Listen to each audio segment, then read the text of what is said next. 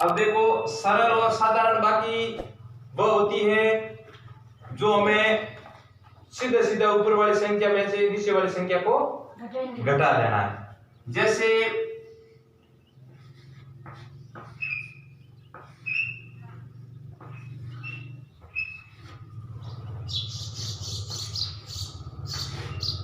ये आपके सामने एक बाकी है और इनको आपको हल करना है। तो सर्वप्रथम सभी तीसरी क्लास वाले ध्यान इधर रखना है। सर्वप्रथम आपको क्या करना है, हमेशा ध्यान रखना बाकी की शुरुआत है वो आपको राइट हैंड साइड का मतलब दाएं हाथ की ओर से करनी है। पहले आपको सर्वप्रथम इनका निशान का ध्यान रखना कि निशान किनका है।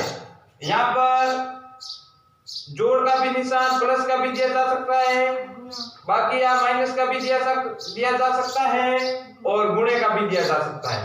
ठीक है, तो आपको सर्वप्रथम निशान देखना है।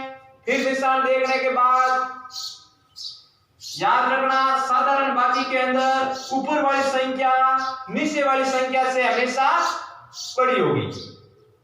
नीचे वाली संख्या से ऊपर वाली संख्या है वो हमेशा बड़ी होगी। फिर आपको बाकी करनी कैसे है कि ऊपर वाली संख्या में से नीचे वाली संख्याओं को घटा लेना है। जो उत्तर आए वो नीचे लिखते जाना। ऐसे करके स्टेप बाय स्टेप अपने तीनों कॉलम पूरे होते ही अपनी बाकी पूरी हो जाएगी। अब देखो सर्वप्रथम ऊपर कितनी संख्या लिखी हुई है, 7 लिखी हुई है।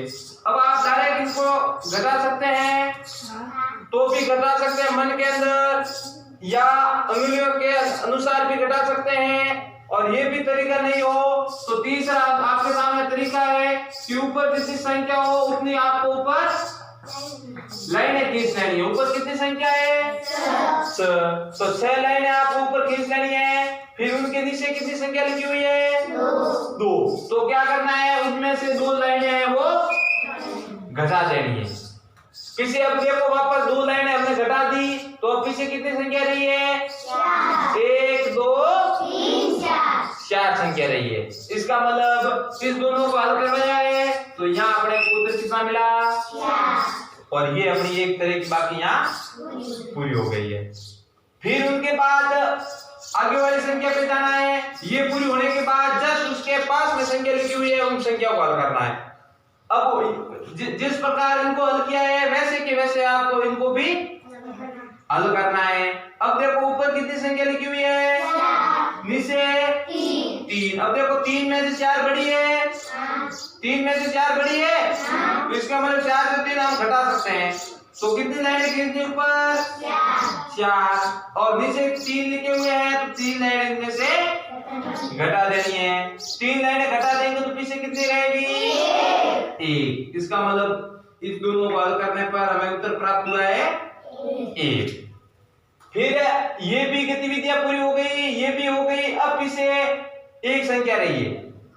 अब इस संख्या को भी जैसे इन दोनों को हल किया है वैसे के वैसे इनको भी हल करना है। अब यहाँ कितनी संख्या है ऊपर, 5, तो 5 लाइनें खींच लेना पहले, और 5 में से नीचे कितनी है, 1, तो 1 लाइनें मिटा देनी। फिर पीछे कितनी रही, 4, और अब 4 का 4 लिख लेना। अब बताओ कोई आगे संख्या है और नहीं। इनको भी कर दिया, इनको भी हल कर दिया और इनको भी कर दिया, आगे कोई संख्या नहीं है नहीं। इसका मतलब अपनी बाकी है वो पूरी हो गई है। और अब 446 में से 546 में से 132 घटाए तो अपने उत्तर पीछे कितना मिला, 414। तो ये तो हुई आपके एक तरह की सरल एंड साधारण बाकी। क्यों सरल एंड साधारण, क्यों, क्योंकि अब इसमें हमने उधार लेने की कहीं जरूरत नहीं पड़ी नहीं। अब देखो उधार लेने वाली बाकी।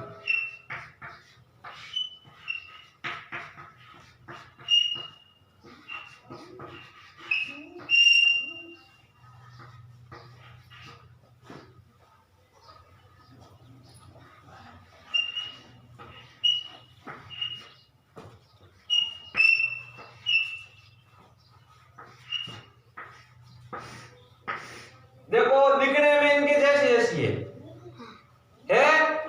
अपन को ऐसा पता नहीं चलेगा कि भाई ये सरल वाक्य है या उधार लेने वाक्य। आप ये सवाल कभी मत पूछना कि कोई आपके सामने वाक्य डाल दे और आप सवाल करना शुरू कर दिए कि सर ये सरल वाक्य है या उधार लेने वाली। तो उनको तो आप कब पता चलेगा? जब आप इनको हल करेंगे। और हल करेंगे कैसे? जैसा इस तरीके जहां ऊपर वाले का तरीका था वैसा का वैसा नीचे वाले का ही होगा। लेकिन एक बात रहेगी कि ऊपर वाली संख्या में से नीचे वाली संख्या हमेशा छोटी रखनी चाहिए। ऊपर वाली संख्या में से नीचे वाली संख्या हमेशा छोटी रखनी है। यदि यहाँ ऊपर वाली से नीचे वाली संख्या छोटी नहीं है तो आपको क्या करना है? पास वाले दोस्त से उधार लेना है और फिर उनको हल करना है। अब देखो ये करके देखते हैं। यहाँ कितनी है? 4। अब 4 में से कितनी घटानी है? 4 में से अब बताओ 4 बड़े 5 बड़े। और अपना नियम क्या कहता है कि ऊपर वाली संख्या हमेशा बड़ी होनी चाहिए। इसका मतलब हम 3 से 1 4 को उधार देते हैं। अब बताओ यहाँ कितने हो गए? 14। अब 14 बड़े 5 बड़े हो गए।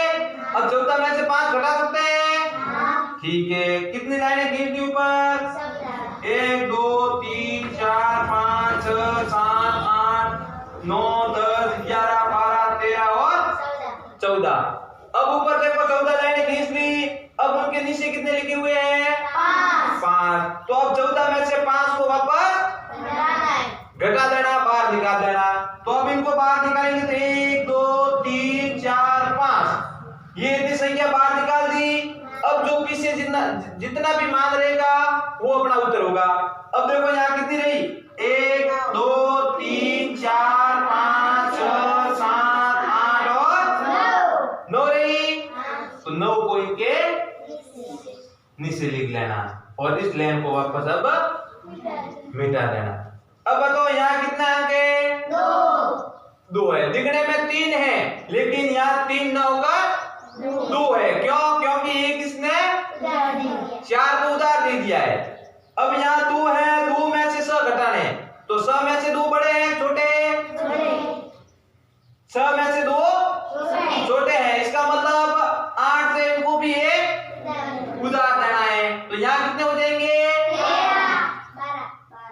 आगे 2 है, 2 के आगे 1 लगाएंगे तो यहाँ हो जाएगा 12। अब 12 में से 6 घटाना है। अब घट सकते हैं। 6 में से 12 बड़े हो गए और 12 में से 6 घटेंगे तो 1 2 3 4 5 6 7 8 9 10 11 12।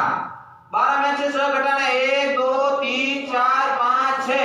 अब जो पीछे रहेगा वो अपना उत्तर होगा। 1 2 3 4 5 6 पीछे कितने रहे? इसका मतलब ये अपना है। अब बताओ यहाँ कितने रहे पीछे? 7 है। दिखने में 8 है लेकिन एक इसने इनको उधार दे दिया तो यहाँ पीछे रह गए 7। अब 7 में से 4 घटाने घट सकते हैं? 4 में से 7 बड़े हैं। हाँ तो अब 7 में से 4 घटाएंगे 1 2 3 4 5 6 7। 7 में से 4 घटाएंगे 1 2 3 4 तो पीछे कितने रहेंगे?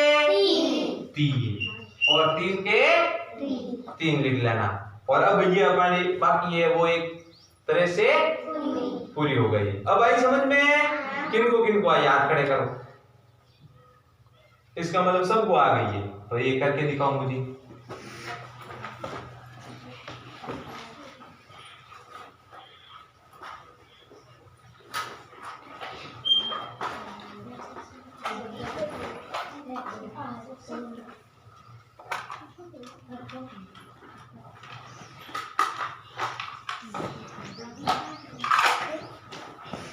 ये करके दिखाओ।